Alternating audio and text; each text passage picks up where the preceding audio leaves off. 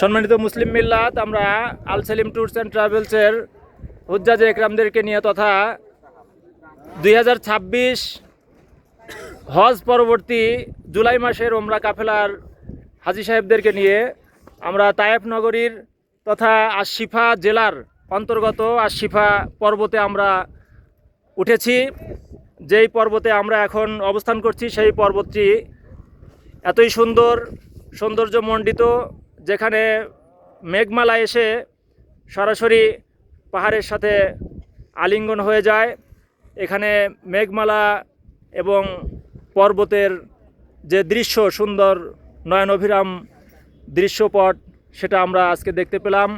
এবং আমরা উটের পিঠে বিচরণ করলাম, ঘোড়ার পিঠে বিচরণ করলাম এবং এই সুন্দর দৃশ্য আমরা উপভোগ করলাম।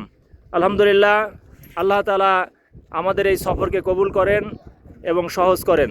মুসলিম মিল্লাতকে পবিত্র মক্কা মুকাররমা, পবিত্র মদিনা মুনাওয়ারা তথা সৌদি আরবের জন্য, আল্লাহর ঘরের জন্য, রাসূল আকরাম সাল্লাল্লাহু আলাইহি সাল্লামের রওজা মোবারকের জন্য কবুল করেন, সহজ করেন। সকলে বলে আমিন।